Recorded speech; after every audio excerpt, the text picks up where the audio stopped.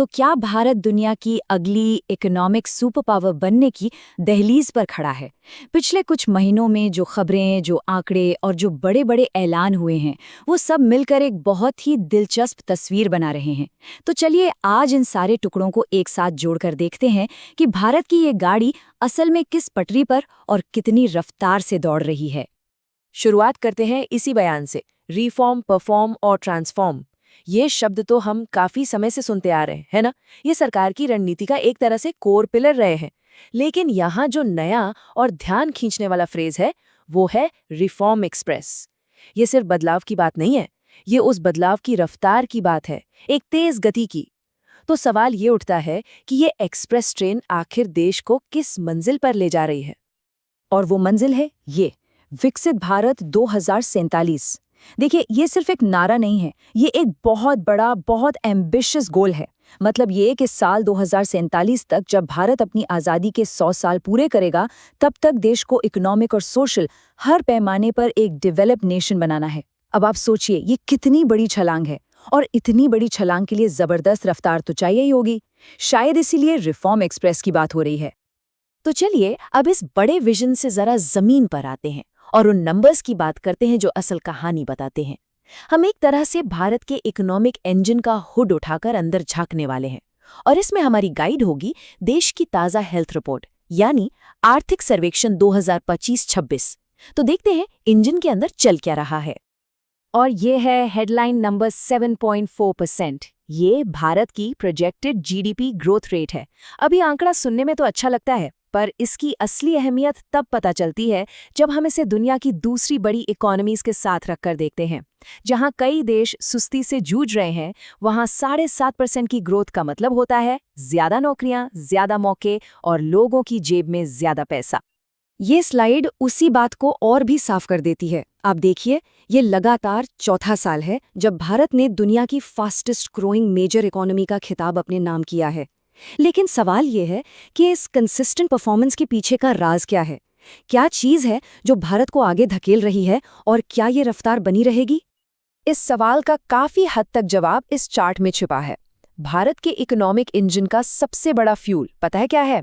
वो है हम और आप, यानी देश के आम लोग। करीब 61.5% ग्रोथ प्राइवेट कंजम्पशन से आ रही है, मतलब लोग खर्च कर रहे हैं।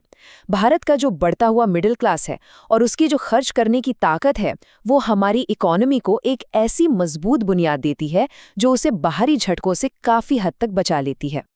अब जो बात अर्थशास्त्रियों को सबसे ज्यादा हैरान कर रही हैं, वो है ये कॉम्बिनेशन। एक तरफ 7.4% की तूफानी ग्रोथ और दूसरी तरफ सिर्फ 1.7% की रिकॉर्ड तोड़ कम महंगाई।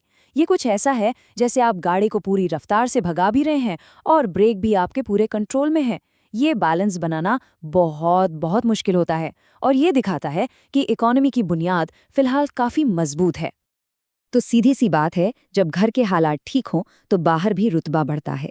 तो चलिए अब देश की सीमाओं से बाहर निकलते हैं और देखते हैं कि ग्लोबल स्टेज पर भारत अपनी इस आर्थिक ताकत का इस्तेमाल कैसे कर रहा है। मदर ऑफ ऑल डील्स, ये शब्द खुद यूरोपियन कमीशन की प्रेसिडेंट के हैं, और ये इस डील की अहमियत बताने के लिए काफी हैं। ये कोई मामूली ट्रेड एग्रीमेंट नहीं है। करीब करीब 20 साल, जी हाँ, 20 साल की लंबी बातचीत और कई रुकावटों के बाद इस डील का फाइनल होना सिर्फ एक इकोनॉमिक नहीं बल्कि एक जियोपॉलिटिकल स्टेटमेंट भी है। तो इसका हम पर, आप पर क्या असर पड़ेगा? जरा इस टेबल पर नजर डालिए। कारें, वाइन, टेक्सटाइल्स, दवाइयाँ, ऐसी कई चीज़ों पर इंपोर्ट ड्यूटी यानी टैरिफ को घटाकर 0 कर दिया गया है। आसान भाषा में समझे तो अगली बार जब कोई यूरोपियन कार खरीदने की सोचेगा तो शायद वो इस डील की वजह से थोड़ी सस्ती मिले। ये भारत और यूरोप दोनों के बाजारों के लिए एक बहुत बड़ा बूस्ट है। लेकिन देखिए, किसी भी देश की कहानी सिर्फ नंबर्स और डील से तो पूरी नहीं होती है ना। कहानी बनती है वहाँ के लोगों से, उनके जुनून से, उनके कॉन्फिडेंस से। तो सवाल ये है कि इस इकोनॉमिक बूम का असर देश के मूड पर, देश के आत्मविश्वास पर कैसा दिख रहा है। इसका एक बहुत अच्छा अंदाजा हमें क्रिकेट से मिल सकता है। ये सिर्फ एक बिजी कैलेंडर नहीं है, ये एक ऐसे देश का आत्मविश्वास दिखाता है जो दुनिया का सामना करने, दुनिया से मुकाबला करने के लिए तैयार है, फिर चाहे वो क्रिकेट का मैदान हो या ग्लोबल मार्केट। और ये जोश सिर्फ क्रिकेट में नहीं है, ये सिनेमा से लेकर स्टार्टअप्स तक हर जगह एक नई एनर्जी, एक नया कॉन्फिडेंस दिखाई दे रहा है। तो चलिए अब बात करते हैं भविष्य की। अगले कुछ दशकों तक भारत की ग्रोथ को बनाए रखने के लिए आखिर क्या ब्लूप्रिंट तैयार किया जा रहा है? इकोनॉमिक सर्वे हमें आने वाले कल की एक दिलचस्प झलक देता है। पहला बड़ा दाव है आर्टिफिशियल इंटेलिजेंस यानी एआई। भारत के पास एआई की इस क्रांति को लीड करने का एक यूनिक मौका है। हमारे पास एक बहुत बड़ी टेक वर्कफोर्स है और दुनिया का सबसे बड़ा डेटा मार्केट है। सोचिए जरा, एआई का इस्तेमाल खेती को बेहतर बनाने से लेकर हेल्थ सर्विसेज को हर गांव तक पहुंचाने में किया जा सकता है। संभावनाएं एंडलेस हैं। दूसरा फोकस है ऑरेंज इकोनॉमी पर। ये क्या है? ये है हमारी क्रिएटिव इंडस्ट्रीज, मतलब सिनेमा, संगीत, गेमिंग, लाइव इवेंट्स, ये सब। जैसे साउथ कोरिया ने के-पॉप के जरिए दुनिया में अपनी पहचान बनाई, वैसे ही भारत के पास भी अपनी रिच कल्चरल हेरिटेज को एक बड़ी इकोनॉमिक पावर में बदलने का जबरदस्त मौका है। और तीसरा, और शायद सबसे जरूरी है, मैन्युफैक्चरिंग। मेक इन इंडिया जैसी पहलों का लक्ष्य भारत को दुनिया की फैक्ट्री बनाना है। हाँ, ये आसान बिल्कुल नहीं है। चीन जैसे देशों से कंपटीशन है, इंफ्रास्ट्रक्चर से लेकर नियमों तक कई चुनौतियां हैं। लेकिन एक मजबूत मैन्युफैक्चरिंग सेक्टर सिर्फ विकास के लिए नहीं, बल्कि आत्मनिर्भरता के लिए भी बेहद जरूरी है। तो अंत में ये सारी बातें हमें इस एक बड़े सवाल पर लाकर खड़ा कर देती हैं।